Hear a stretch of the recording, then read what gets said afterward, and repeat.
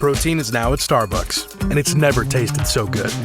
You can add protein cold foam to your favorite drink or try one of our new protein lattes or matcha. Try it today at Starbucks.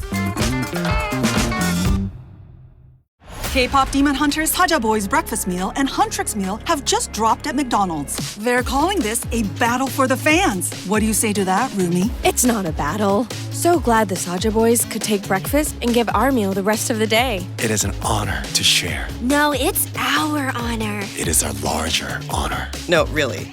Stop. You can really feel the respect in this battle. Pick a meal to pick a side. Ba-da-ba-ba-ba. At participating McDonald's while supplies last. This week on the SRC podcast, we talk about the importance of making your kicks. Fixtures not quite going to plan. Red, red, red. Tune in to find out more.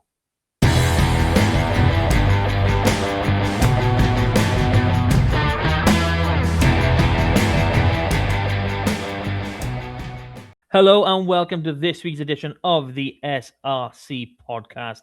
Joining me, Big M, as always, the one and only Mr. Reliable, Double R, Robert Reese. Good evening, my friend. How are we? Yeah, all good. But it's nice that we get a bit of light in the evenings and some better weather rugby now. I mean, I'm happy with the better weather rugby, but this light in the evening stuff, the kids don't want to go to bed, man. It's making it harder for me. And it's only getting worse. That sounds like a you problem. Well, there's many yous in this world, I'm telling you that much. Okay, shall we dive in? And we had a bit of a televised game. Nice to see. And, oof, who would have predicted this sort of blowout? I mean, aye, of course you did. Of course you did. It was massively intense. Like you could feel it. Like, and some great tries on show. A lot of good rugby, mostly by Cardiff. It does have to be said. But even going into half time, you know, obviously with the way things are standing, obviously Llandyfri, they'd lost two players. Obviously substitute, but same position. Was 19-14.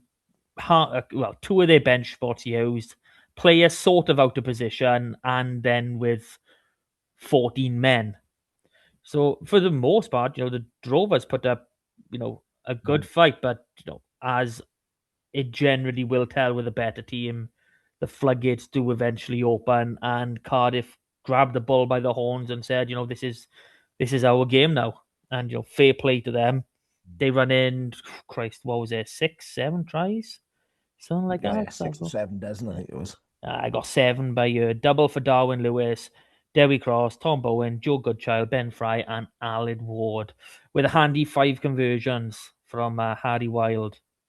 But it wasn't all plain sailing. The game didn't exactly start off that way. Llandyfri got 2 good tries themselves through Tommy Lewis and Adam Warren, both converted by Jack Maynard. But it seemed to be a bit of, if it can go wrong, it did go wrong for Llandyfri. Johan Hughes pulling up before the game. Stuart Worrell getting injured. Felt like 2 seconds into the game. His replacement, Tian Sparrow, 10 minutes on the clock. Him off. And then it was barely after that, George McDonald goes off with a red card. Which, depending on which camp you're in, definitely a card, but the colour may be slightly up for debate. I don't know what your feelings are on that. Yeah, no, it's one of those ones. Personally, I do feel it was a red. I know that we were on a chat before coming online, and I think you was looking more at the yellow, and it's not the first I've seen people discussing it on beforehand. But you can see that that's where the game, obviously along with the other injuries, but that's where the game completely switched. You feel it was blow for blow effectively, and some really good rugby amongst 2 very strong teams out there. You can tell that by just the scorers on the try sheet, right? In terms of how good the 15s were for either side. What did you say? It was a close game really on the scoreboard, right up until that red card, and then in true good good team fashion, Cardiff didn't just, start, let's just chuck the ball about, we're going to, slaughter Llandovery by here.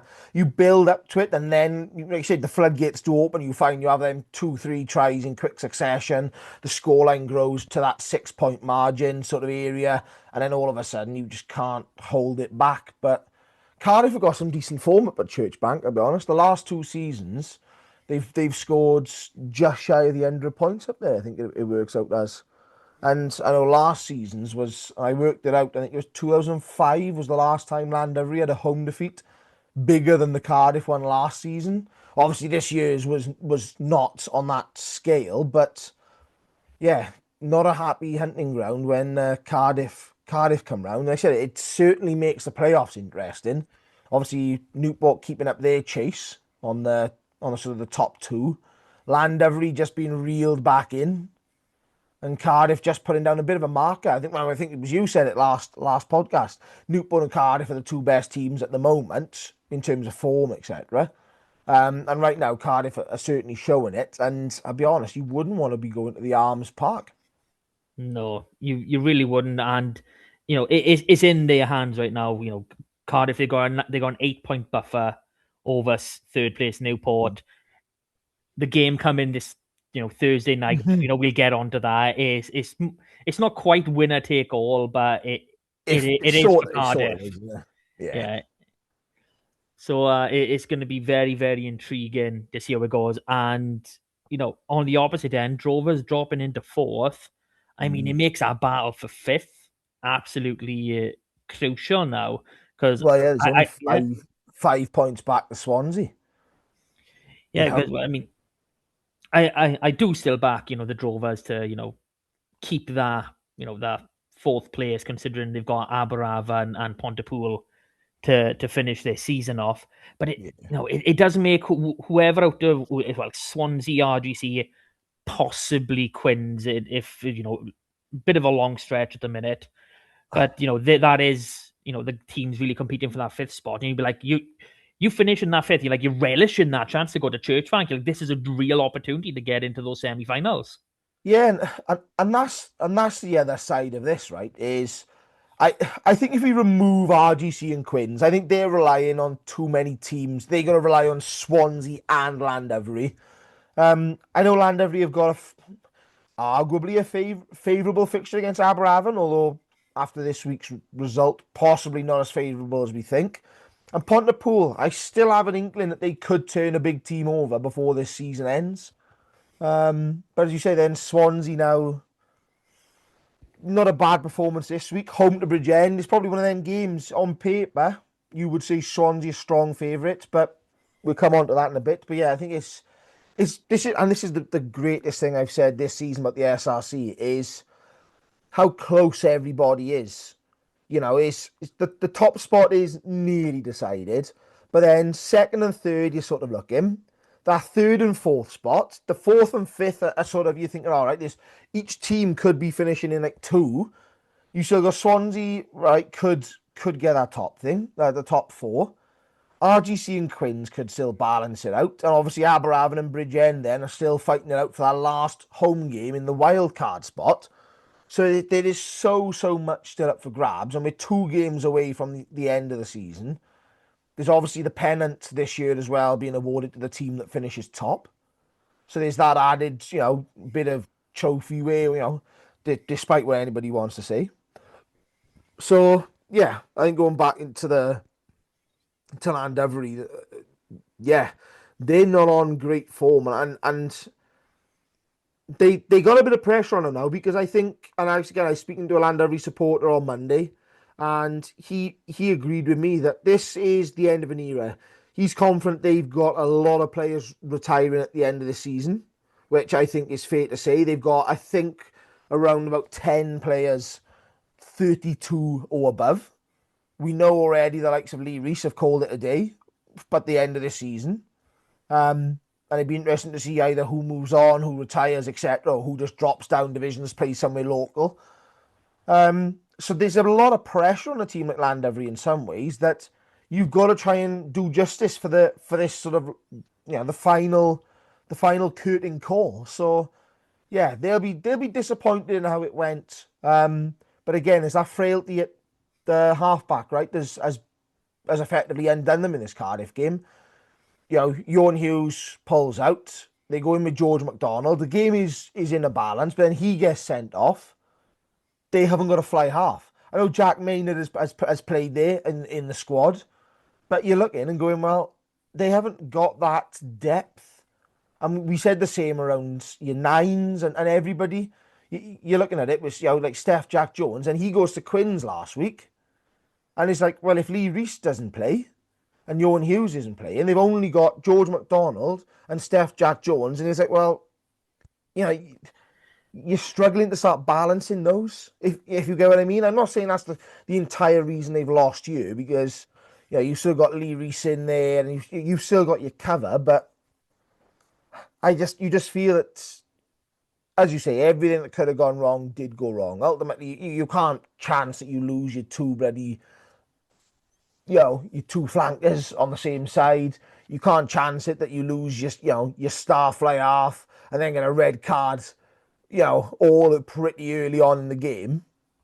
But you got to turn this around now and really get into it going forward. Yeah, we could go on and on about the state of the halfback position at the Drovers, but we will leave that for a future podcast. So bringing that Llandovery Cardiff game to an end, it did finish 14-45 in Cardiff's favour. A lovely 6-pointer with a 31-point gap, which seems astonishing, really, if you were looking at it without any context. On to the normal kickoff times on Saturday, and we've already mentioned them once, so we'll start off with Aberavon against Pontypool. And I mean, I called the Aberavon win, you called the Pontypool win. It was probably quite even going in before the game of what was going to happen, of where it was actually going to swing, and the game sort of played out like that to a point. Aberavon, huge first half lead, Scott Whitlock hat trick, another try from Ashton Evans, giving them 24-0, and then second half kicks off and the Pontypool fight back starts, and they get two tries, they're looking good, and Aberavon kind of they just kill it off then, really, with another try, and that deflated Pontypool. But one thing I noticed, mainly looking at the highlights of this game, the amount of joy Aberavon got cutting through Pontypool's midfield defence. Two tries through the centres, wasn't it? I think it might have been more, because first one was a lovely set play. I think it was the right winger cut through on obviously inside pass to Scott Whitlock. It was a more or less similar but open play then, again, Whitlock. And it just seems like a massive frailty, which obviously I don't see Aberavon getting that sort of joy against other teams in terms of that midfield defence. But we've spoken about the front row, that scrum dominance sort of lacking a little bit, before Sam Scarf and Kelleher Griffith started reappearing there. But it seems there's a lot more, and you wouldn't have expected the midfield to have been an issue, because it was Kieran Meek and was it Joel Mahoney with him in the centre? Two players who, by and large, last season were phenomenal. I mean, Joel Mahoney, his form was really pushing him to really be, for Dragons to really be looking at him. Well, yeah, he played in the Dragons Select, didn't he? Against was it Starlet's game he played? Yeah, and it's just the whole thing has just gone tits up, essentially. And I don't know if it was because they were looking at the rebuild under Tom Hancock or whatever, but things have not gone right. The chief effect, again, I think we mention it every single week. It's faded, or is basically not there, because you're expecting that fight from the pack with Pontypool, and I'm just not seeing it. Yeah, they've been really disappointing, and it was very much the same again this week from Pontypool. Pack was decent. The back line was definitely not extremely porous. That midfield combination, again, highlighting that as a major issue. And you can't let a team like Aberravon get away from you. You can't let anybody get away from you in this league. They said they come back and then the game just got away from them again. And this one thing I just don't get with Pontypool is they make all these changes, bringing in people. They have got to start looking at why this isn't working. They've got some very senior Dragons involvement, throughout the team. The likes of Ewan Ross are dropping in. Hugh Anderson has been in this season, or Morgan Lloyd has been in there this season. Harry Ford, even in the back line. Let's remove the boys up front. Logan Franklin. They've got a lot of players in there that are supposed to be high quality, and we know are high quality, and it's just not happening. The first two games, the Ebervale Pontypool derby at Christmas and the Chief, there was a lot of fight. You were thinking, oh, here we go. Understandable. They've lost the two games. They threw away a big lead in the home tie. Never really got into it in the away tie. But at the time, Ebervale were runaway league leaders. So you're going, okay, maybe this is not the benchmark that we need to ultimately compete against. And it's like they've just dipped completely off since, and they just hit rock bottom. They are now literally rock bottom of the actual league.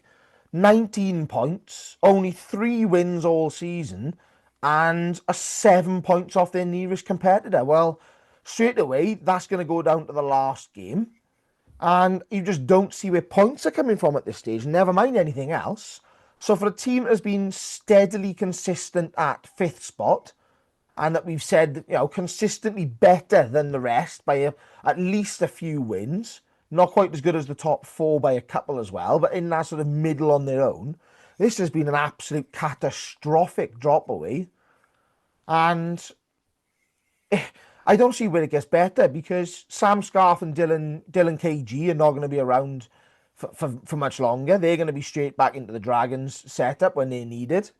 Hugh Anderson's pretty much the same. Morgan Lloyd will expectedly join up with the Dragons at some stage. Obviously, he's injured at the moment.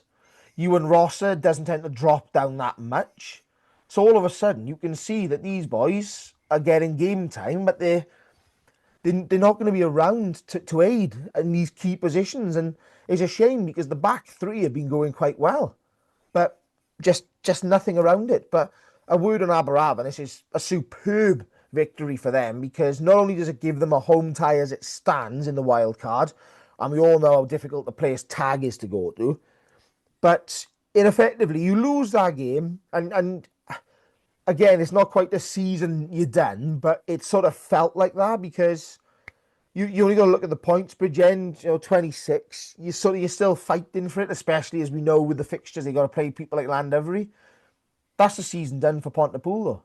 That is the season done for me now. They'll be travelling away, and again, confidence booster for Aberravon before theirs. It'll be one of Quins or RGC away for Pontypool in all likelihood. And yeah, you don't particularly want to go to either of those places. I think Pontypool would suit Quins more, as in that's who they would prefer to play. But yeah, when there's no momentum there at all, it's a disaster.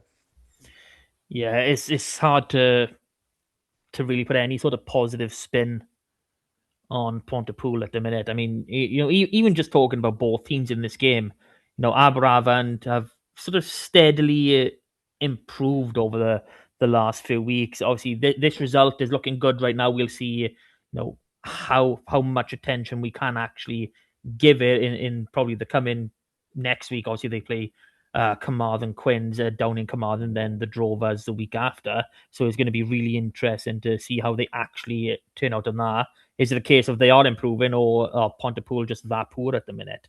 But these are teams that were 5 and 6 last season, and they're 10 and 8 right now, and all likelihood is they're going to stay that way. But it's not just Pontypool that's had a bit of a shock season. Aberravon, can play that part as well. But at least they seem to be turning around and, getting some. The performances were first, and they obviously they've got a win where they could. So massive congrats. That's what you got to do, right? And I'll be honest, a player I rated very highly for a number of seasons now, but this season he's shone when they've struggled. Is Scott Whitlock?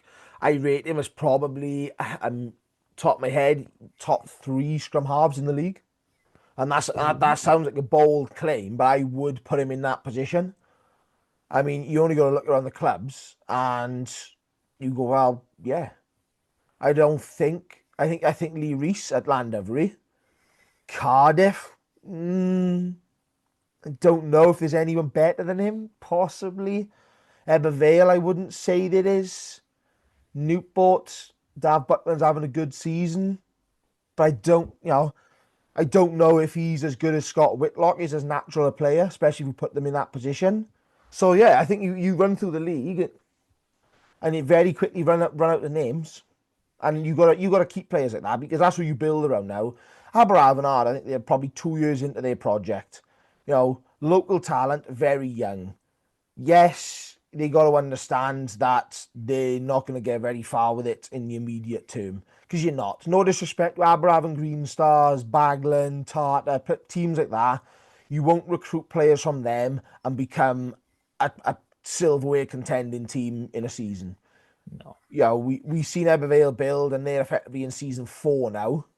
And you can see it took 3 seasons before they were probably fighting for it. Yeah.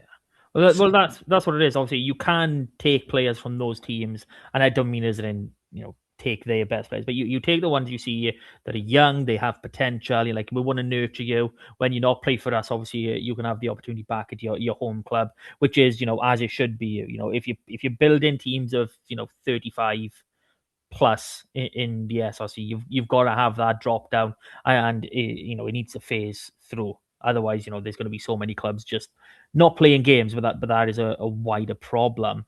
It's a case of who are they picking on to bring some experience in as well, because it's all well and good having all these youngsters coming in. Yeah, we're focusing on local youth. We're bringing them all through. Our average age is 23 or whatever it is. But you still need players to learn from. And there's absolutely nothing wrong with going, you know what? They're not going to play every game, but here's 3 or 4, 30 plus, and then we'll sign over the next year or two. And, that experience, that sort of mentorship role they would bring will enhance the players massively, because there's only so much obviously a coach can do. There's only so much a mentoring player can do. But you get them together, and it's the ideal scenario. And having those relationships with those teams, local teams around them, it does allow them to go, okay, look, can we try this kid for 2-3 games, blah blah blah, and we'll work it out that way. You find a way to manage it. You drip feed them in so that when they are probably ready at 22, 23, they come in ready, got a rocket up their arse. They want to prove a point, and that is their end goal, really, to try and have a 100% Aberafan based team competing hard. And they competed hard this week, and they got a 38-14 win. Nice 6 points. They've been few and far between in the entirety of SRC. Their first one this season. Deserve it though, because we've said that they're doing this season a bit like what Swansea did last year, where they're putting a performance in for 60, 70 minutes, or a very good performance over 80, but weren't getting the results that they probably deserved at times.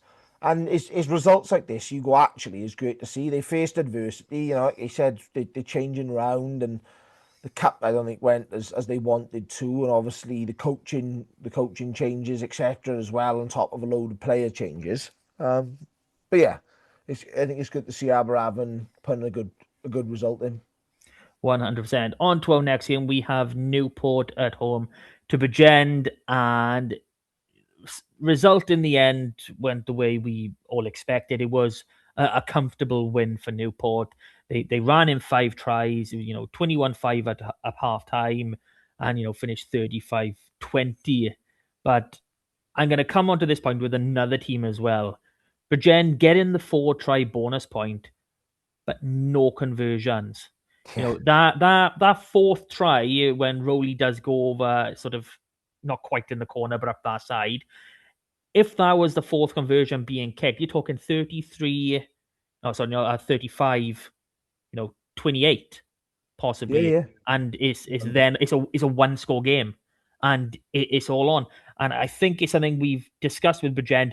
They've got great kickers, but for whatever reason, this season especially, they're not nailing them, and I can't fathom why. One thing can go forward for Bridgend is the fact that they had 3 maul tries out of this game, and unless Newport were facing a Llanddyfri and Ebbw Vale, you wouldn't really be expecting them to concede 3 maul tries. So that might be a bit of a frailty there. But on the attacking front, just wow, some of the rugby they're putting on. Yeah. And it's not just silky hands. I'll be honest, I was surprised. I haven't really watched a lot of him, but Harrison James, the size on the kid, he just walks through people. it was really.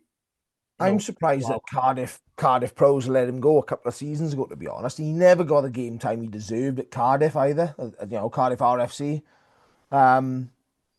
As you say, Newport are starting to get settled and have support in the right areas, and they do make it look easy at times, especially when they play at home. It's like Spitty Park just suits their style of rugby to an absolute T, but it does frustrate me, and it hugely frustrates me to the point that sometimes I'm shouting obscenities at the TV when kickers miss like four conversions, out of 4, because you go in, that's 8 points. We're not including any penalties you're going to have a pop at. You can't be missing that many points, because ultimately it will cost you games. And I'm not saying it costs them the game here, but it certainly costs them an opportunity. And also, the scoreboard ticking just relieves pressure. It puts pressure on and releases pressure on yourself. So Newport might not get that score, an additional score. So all of a sudden, it becomes a whole lot closer. Even if you can, you compete at your 75% average, that's still 6 points missed. That's another score closer. You push in there and go, actually, we could get a bonus point out of this, but also it takes away on the other foot. Not that Bridgend cared about this particularly, but it takes away a bonus point from Newport all of a sudden, because you're not at that 15-point margin. Yeah. You know what I mean? So it pisses me off when people have such a bad day. And you can't say, oh, it's the same for both teams, because it is. The other team kicked their fucking points. Yeah, 100% for Harrison James on this day. But all fairness to Bridgend, they found an area they could target. They didn't get many opportunities that day, but they did get in there. The final Rowley try, just a bit of not quite magic in what we would normally say in rugby, but he just slipped and somehow got out of whatever tackle was being attempted on him and just straight through it. So, all fairness to Bridgend, they got the bonus point. It keeps them within touching distance of Aberafan. And, we'll go to see how they finish this season now. So 35-20 in Newport's favour.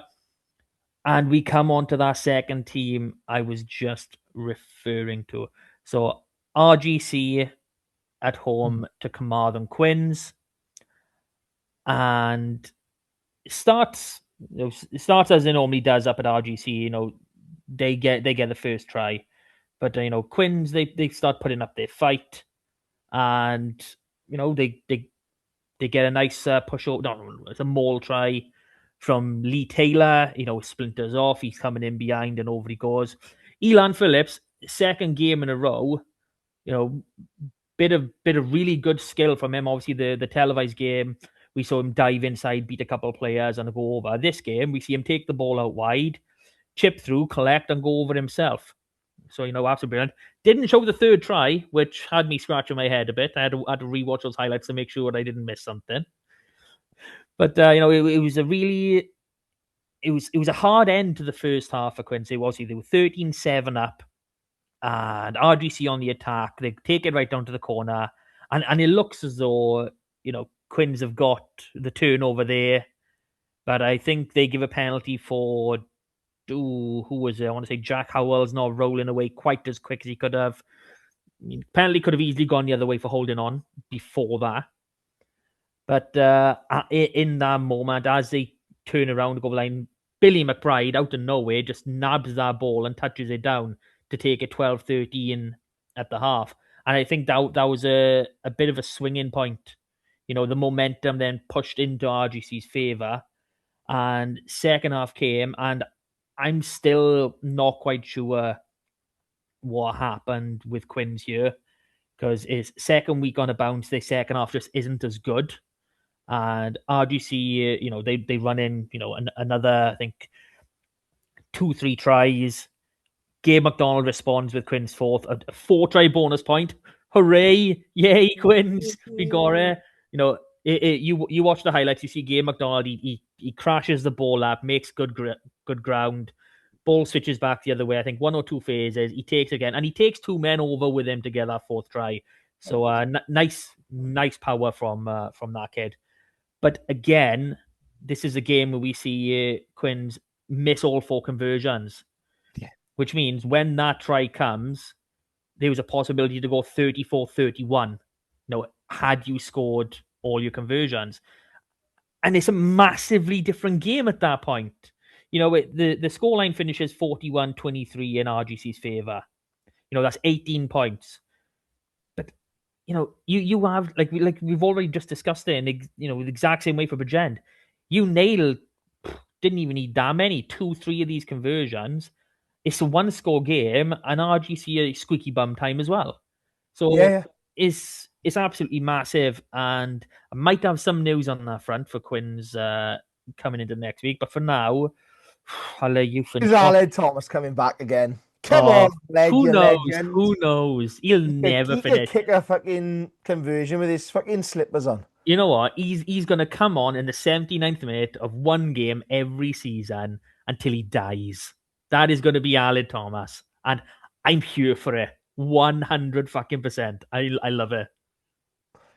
Yeah, nah, Quins have been frustrating like this season. Quite a few games. They've dropped off a lot in the second half. They started the season with a really good defense and they sort of held out, but it's like the foot just comes off the gas a little. I don't know whether I've mentioned it. I think it's a fitness issue, but I also think they're struggling at the moment with discipline. And I don't just mean with penalties. I mean with generic shape and holding what you're doing and keeping the plan at the wrong times. We've seen it on TV, the other week, and you think, what are you doing? You're doing it at the wrong time, and then you lose. And you're going, well, this is so frustrating, because if you're playing in the right areas, doing the right things, being patient, not giving away your penalties, then ultimately you can get into these games, along with kicking your kicks at goal successfully. Again, all you need is 75%, and there's another 6 points on the board, another score closer, but also just brings that gap down.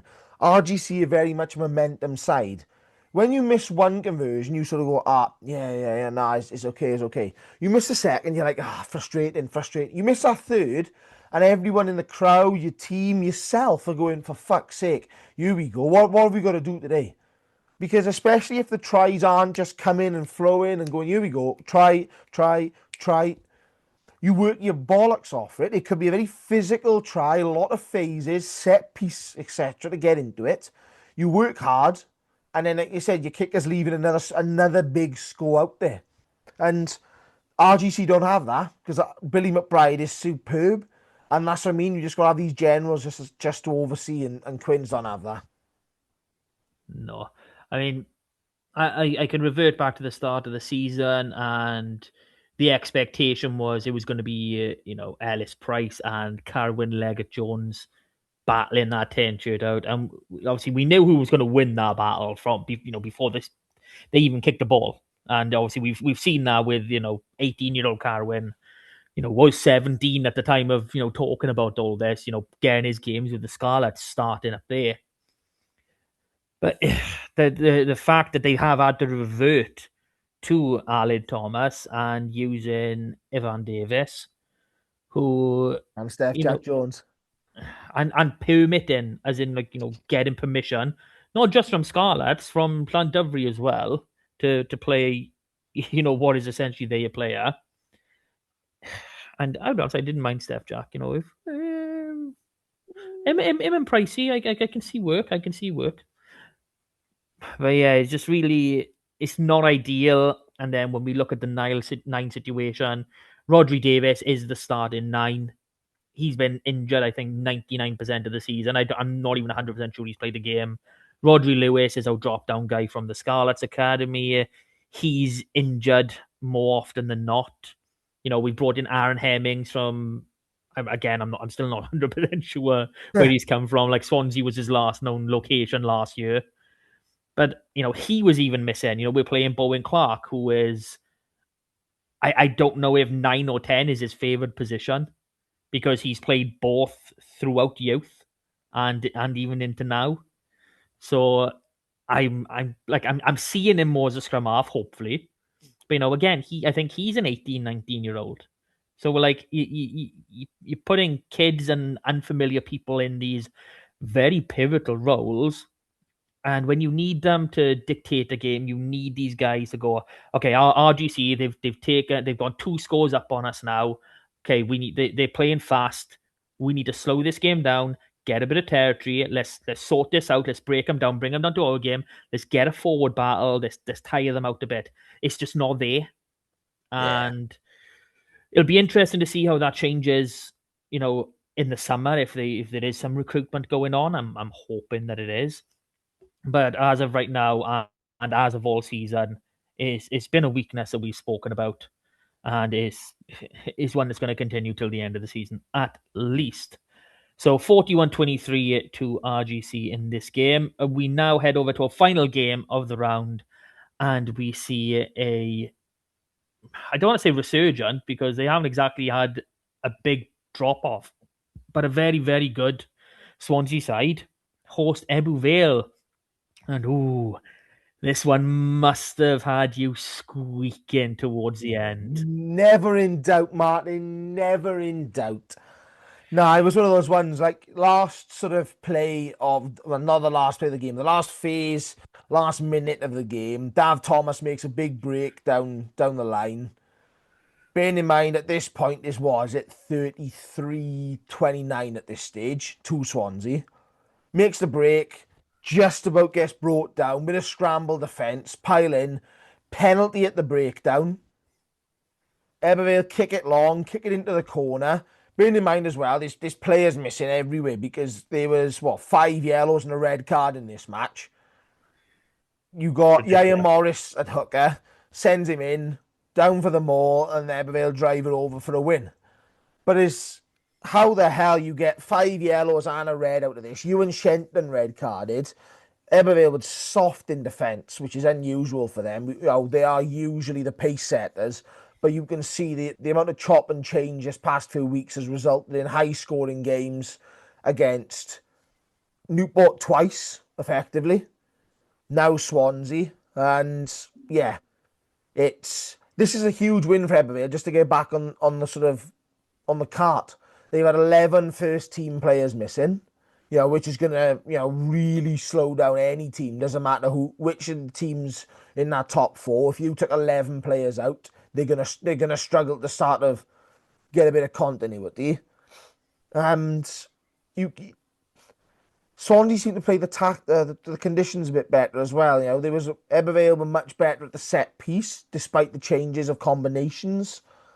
But they wanted to run it a lot from 9. Obviously, quite a few 9s missing. Dan Buffrey started, Carter Pritchard in from the Dragons. Hasn't really featured that many times this season. But they were trying to pick and go all the time from the base. Struggled to get any sort of momentum. Cam Davis did impress in midfield, which is going to be huge, because I think Ethan Phillips is probably going to be out till the quarterfinals with suspension. So, I mean... That's going to be a big one, given that they've only got 2 centres, really. You got Ian Evans, sort of, is a utility back, but he's not an out-and-out centre. And, yeah, it's just the defence. Like, you could see the combinations weren't used to working with each other. A lot of changes, look a bit disorganised. Again, that big fullback, who wasn't a fullback, looked really good. Matt Prothero, always really good. And yeah, Swansea put up a good fight out of this one and deserve what they got out of it as well. It is fair to say. They're playing some lovely stuff. They kept themselves in it. We've already mentioned about an early red card. Ewan Shenton did go quite early in this game. I think it was 8-3 or 8-5, something like that, when he went off very early in the game, and he could have gone first play with a swinging arm, if I'm honest. But Swansea keeping the game. And when you keep in the game, you keep the scoreboard ticking, you keep the momentum away from your opposition. You're in it, in this case, till the final play. And I think it's just that bit of quality with Ebervale around the set piece. A player like Dav Thomas just making that initial big break that puts him under the pressure. Sean Parry, absolutely superb, got everywhere. I think a lot of the front row deserve plaudits in this as well. They had to go through a lot of work in this game because of the type of game it was. It's not one for the front row union, but yeah, I think Swansea put them in a solid position.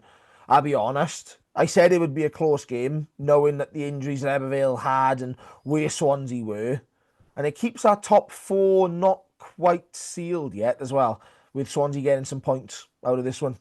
Yeah.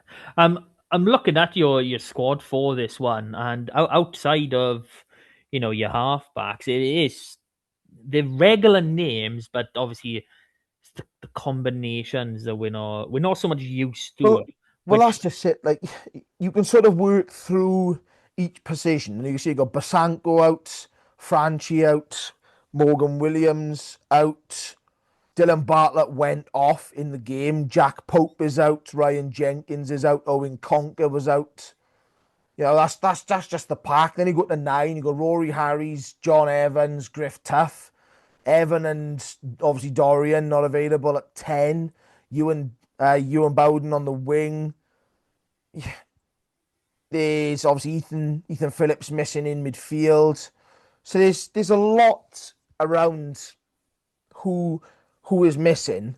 As you say, it's probably the combinations that are just unusual rather than the players aren't good enough. But I think you can see it like Charlie Manship. Let's run through the bench, right? Charlie Manship, was it one try this season? He's been at the third choice hooker across the competitions. Reagan Jones, Young Dragons Academy, he's 18, 17. Kerry Jones's boy. yeah. Hasn't appeared at all this season. Adam Court, quality player, really impressed with his scrummaging, etc. But he's back fresh from injury. Alfred Bateman-Lloyd, straight out of Christ College, what's it, 20 years old. Joe Rees-Weldon, again, one of the younger Rees-Weldon boys.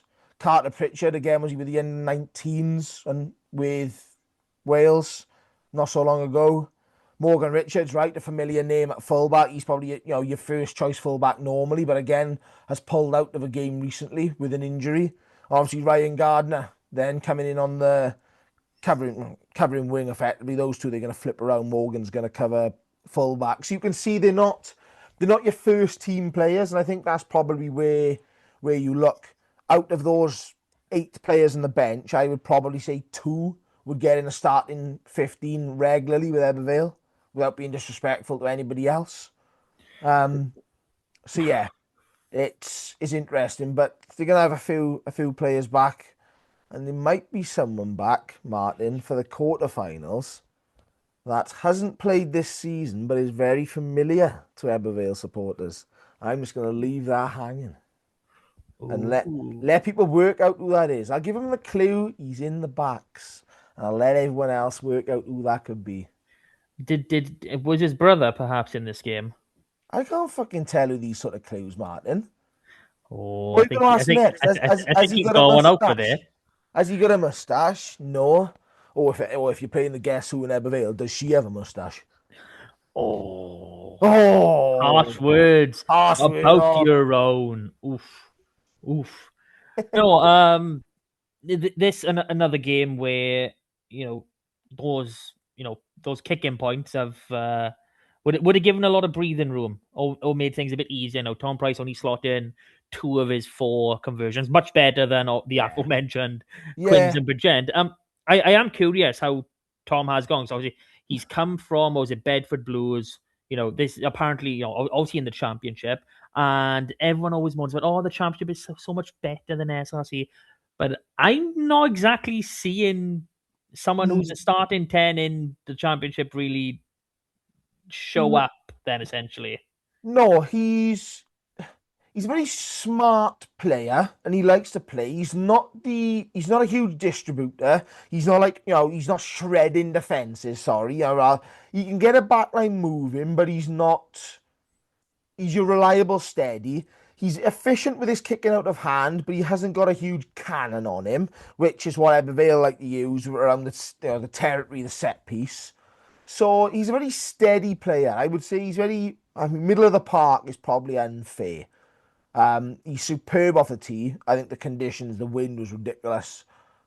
Play a massive factor into his percentage rate, but it doesn't sound like he's going to be a long-term option to stick around him. I don't think he's going to look to be there next season. But again, that's interesting because you go, look, Evan Lloyd comes back in, but then you looking at cover then. So, but yeah, I think the notion that the championship is ridiculously high quality, aside from the top few who spend a lot of money in comparison. Yeah, even if you spend £1.5 million, that's the operating costs of the league. A few clubs, like, you know what I mean? Like I said, that the actual salary cap is 150k, right? 160k now, sorry. So you can see if you operate a 1.6 million budget in the championship, which a few of the top side do, or comfortably above, then all of a sudden you got the same budget as the entire league. So yeah, he's very steady playing. In fairness, he's come in and done a job on such short notice. But I think they'd be looking at Evan Lloyd being back now in the next few weeks, and I think you'll see him come pretty much straight back in. Yeah, I'd imagine so. Obviously having Dorian for a good chunk of the season has helped. We saw that not having a backup 10, proper backup 10 last season, didn't help you. But again, that seems to be another issue for you to work through. Swansea, very good in this game. Well worth their 5 tries. Matthew Aubrey. Oh, which Lloyd is that? I want to say Liam Lloyd. Obviously, that Lloyd. big fullback and Jake Roberts. And then a penalty try against Ebu Vale. The penalty tries. Oof. Oh, we haven't seen one of them in a while. Oh, I know. It's not as though you saw one early in the game for yourself, is it? Yeah. But no, 34-33 game finishing. That's good stuff, especially considering the conditions Swansea actually played in, down to 12 men at one point, which is again it's maddening, absolutely maddening. So that rounds up last week's action. We come on to this week, so we're roughly half a point. So like, share, subscribe, comment, do whatever you like.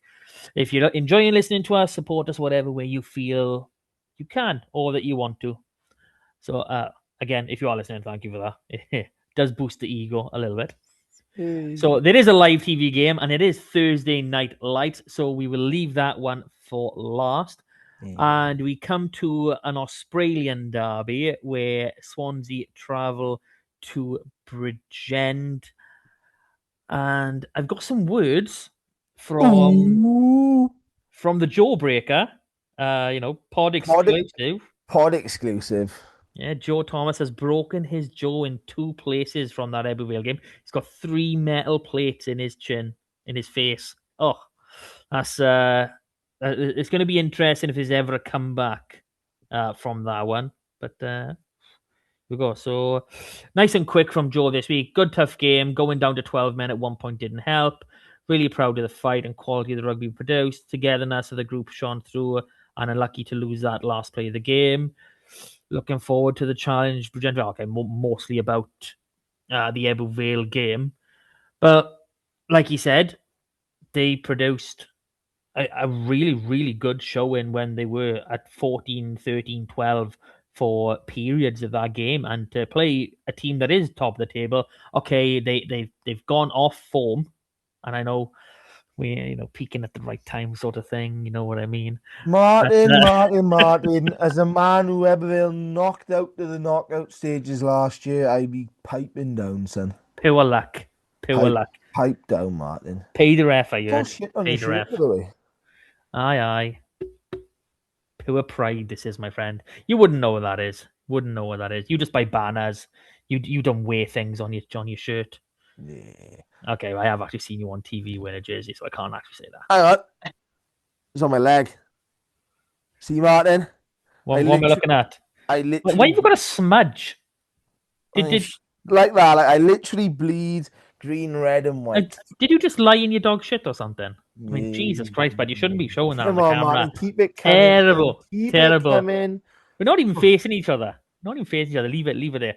Okay, so Bridgend Swansea. Look, two teams not even relevant to this. We're talking about it. So Bridgend and Swansea.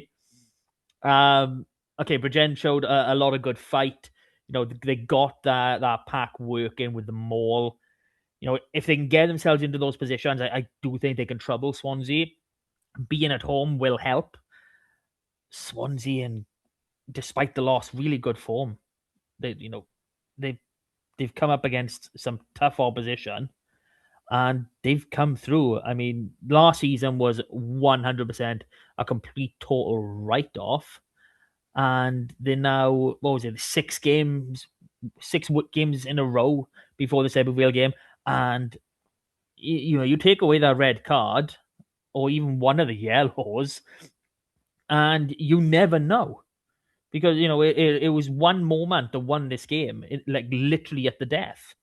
So despite the loss, Swansea still very, very much on form, and I can see Bridgend making a few dents, but I can't see them doing enough to win out the game. Yeah, I think this could be another high-scoring game, both ways. I fancy it to be a very competitive game on that front. I think both sides want to play some progressive rugby, and I'm interested to see if Bridgend's maul goes well again this week, because obviously Ebervale had success against Swansea. We always go on about the back row balance. Obviously, Shenton, I say will be missing out the way that the disciplinary system works. He could well actually make this game and then get banned for a different game. But you would expect that he would be missing. And then you look at like your Bowden, Giannini, Hopkins, and players like that. It's in favour of Swansea, I'll be honest, and that's who I think will win this. And it wouldn't surprise me if they eke it into that second score, but I don't think it'll be comfortable. I think it'll be back and forth a lot. I think Bridgend will make them earn it. Bridgend are playing some lovely rugby, so I expect a lot of exposed defences. Joe Thomas, obviously now being out for the rest of the season, is going to open up some gaps in midfield in terms of new combinations.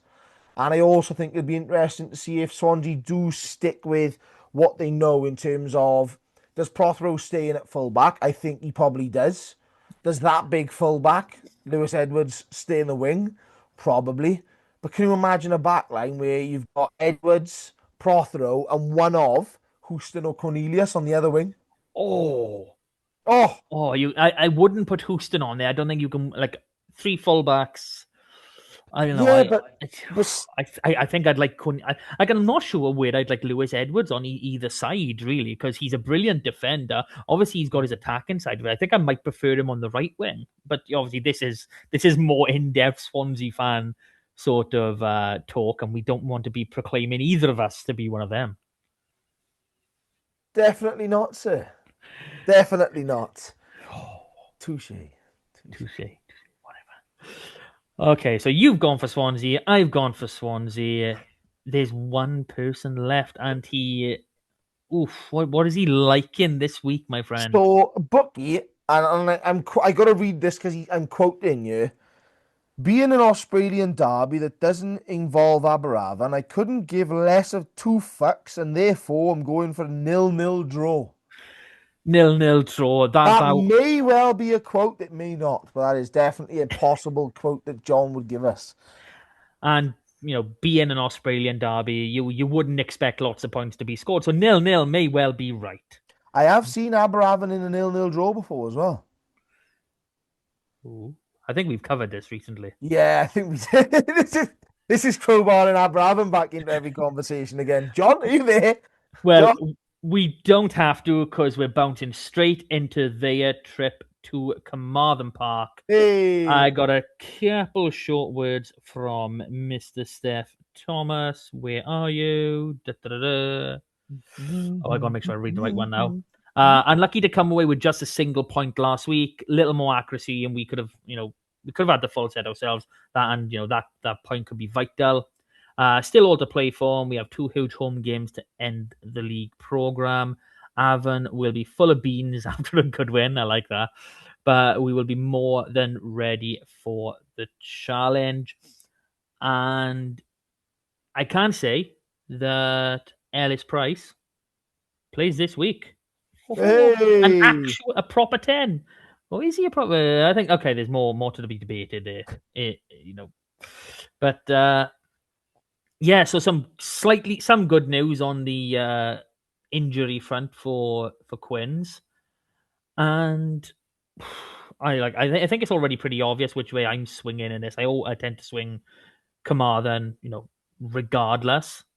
But I'm just looking at that Pontypool win for Aberafan, seeing all that joy they got in midfield, and I can't see that happening against Quins.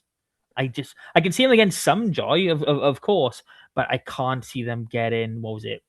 Where are they? I can't see them getting 5 tries or even 3 tries worth of joy out of Quinn's midfield there, and that's where I'm sticking. Being at Carmarthen Park, knowing they can put that performance, and 2 second halves in a row where they haven't quite done it. It is do or die now. If they want to get back into that top 6, if they want to challenge for that top 5, they've got to do it now. It's Aberafan year. They are relying on other results, but Ebbw lock up the league this week. You need to rest all the players you can. Really, you can't be risking anyone. So you could be sending a depleted squad for that that final round. So there's everything to play for Quins. Aberafan, obviously they want that, what is it, 8th spot, and they may already be safe. Like, I know there's only a 3-point gap with them and Bridgend, but seeing how the fixtures Bridgend have got, like, I'm not saying it's out of the realms of possibility Bridgend win both them games, because of course they can, but I'm thinking Aberafan they want to isolate, they want to lock down this 8th position. So I'm thinking Quins are probably going to want this one more as well. Yeah, do you know what? It's really tough because I do think that Quins will win this one, and I think that Quins will have the better start, a bit more of a solidified game plan. But then equally in the back of my mind is thinking, are Aberafan going to string a load of stuff together now and start pulling the performance, a good 60 minutes? Do they have a big second half comeback? I'm going to stick with Quins on this one, I'll be honest. I think that they're showing more consistency where Aberafan are not, and I think that's going to be the key. But if Quins don't turn up for 40 minutes of this game, they will not get that result. They won't. Because Aberafan are too much of a good side at the moment to just need 40 minutes to turn them over. And that's what you want in this league. But I do think this game is, again, this is a do or die for Quins. They win this game, they've still got that 6th spot that they can get. They lose this game, no, it's game over. You're done. Yeah, I can't remember that. And is Bucky supporting his old crew again? Of course, he's back in Aberafan again. Oh, goodbye. He's loving it. So that brings us on to Ebbw Vale at home against RGC.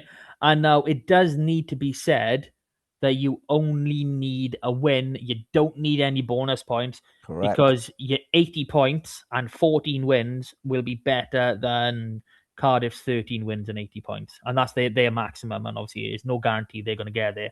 So I can see a good, solid win for Ebbw Vale. RGC are playing some great rugby, on some great tries. But when they come up against, someone physical, like they have done against Swansea in the final, like they did for 40 minutes against Quins, yeah, they struggle, and that's your forte. So you take the rest away. Yeah, and I think there's a possibility as well with another week on that there's a couple of players might be back as well for Ebbw Vale. I think the pitch, again, we talked about how Spitty Park suits how Newport play. I think Eugene Cross exactly suits how Ebbw Vale want to play. It's a bit heavier end of foot. It's still mixed weather, so the pitch will be good, but it won't be the fast track that RGC are wanting. It'll be a very open in terms of your conditions game. So the conditions get in there. You do have a swirling wind because of where it is. You do have mixed seasons, and quite literally, just last weekend we had your lovely sunny sort of cold and wind. Then it stopped. We had literally hailstones, and then it turned to sleet. So, and I'm not kidding, all of this is within probably a couple of hours. So you can see how a game changes. I think Ebervale are going to be buoyed by getting back on the bandwagon against Swansea. I think they want to get the combinations tested now, and I think you are right. You seal the league that this week. I think you change a couple. I don't think you go all out rest. I don't think you can do that because you've got a week off with the wild cards then before getting back into playing a wild card team. So you don't want to be sitting down doing nothing effective. Well, you do the training, but you don't want to be sitting down and not getting your match time. But yeah, I could see someone like, say, Charlie Manship coming back in. For example, starting at hooker if you seal it in that final game. So yeah, I think Ebervale will take this one through. I'm more interested in seeing how RGC take this on, because we're on about how Quins can keep themselves alive in this top 4 hunt. Effectively, you're looking at RGC, and Ebervale could do Quins a favour here, because if RGC takes, say, 1 point out of this, let's just say they take 1, but Quins can get a win, you flip it, because there's only the 1 point in it. You quite literally flip who's getting that extra week rest going forward. 100%. And what has our dear friend Mr. Harris said? Well, Mr. Harris, just looking by you, he loves the steel, man. He does love it. So he's going with Ebervale win. Ooh, we've got a clean sweep across the board. Love it. Okay, our final Saturday game before we come on to that tasty television tie. Pontypool against Llandovery. I mean, Pontypool, we've said already, worst form in quite a few years. To be fair, probably dating back to maybe Christ. I can't I don't even know. That's how long it's been since. I know they've had lower divisions. Well, that's just it, though. Like, that's what kills this off, because they've been back in the top division now. Was it 4 years, 5 years, maybe? 4 years. Yeah. They had, was it 4 years then, basically, since being back in what was then the Premiership. So your best part of a decade since Pontypool were sort of last at the top level, or without winning seasons. And that's unheard of. They've had plenty in their history.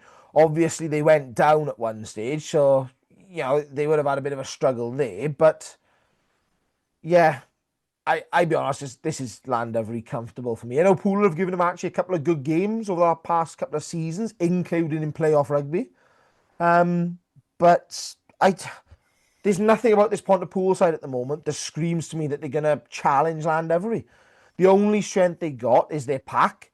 I think Llandovery matched them around the set piece. I think, maybe they can get into that. But, yeah, I just see it as a comfortable Llandovery win. And Llandovery, if they lose this, that's second gone out the window. Completely gone.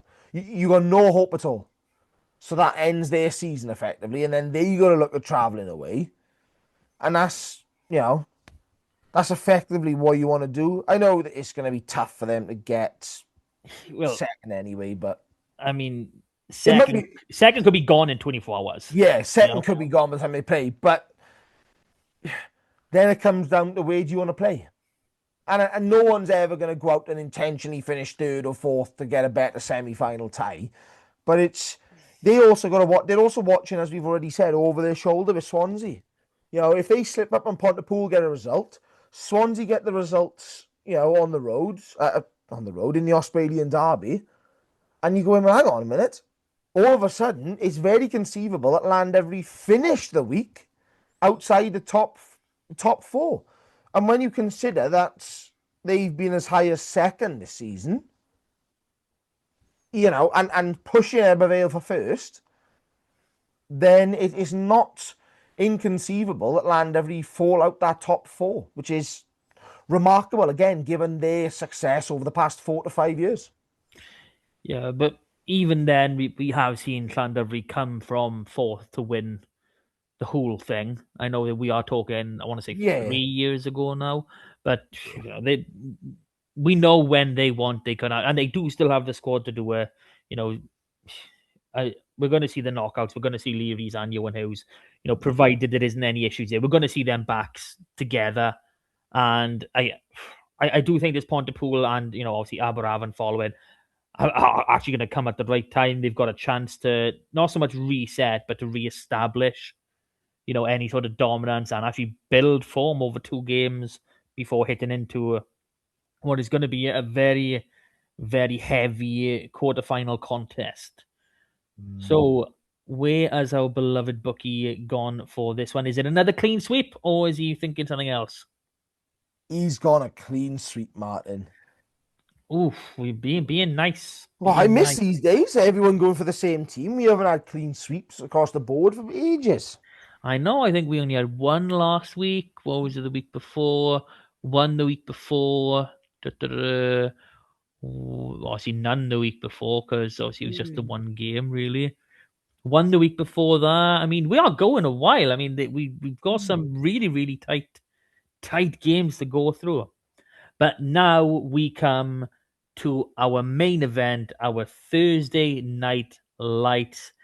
The demolishers of the Drovers, Cardiff, welcome Newport to the Arms Park. And the Newport team is already out there, but we do have Cardiff team news as well. So I'm going to run through the away side as fast as I can. So 15, Morgan Williams, Lloyd Lewis, Joe Westwood, Harry Ackerman, Ollie Andrew. Halfbacks, Carwyn Penny, David Buckland. Then we go in the front row, Rodri Jones. That's a big time player. Welsh international dropping down. Henry Palmer, Ollie Drake. Then we got Josh Skinner, Callum Bradby in the row. Hunter Ward, Kyle Taylor, Ben Roach to the back row. Played quite a few times this season.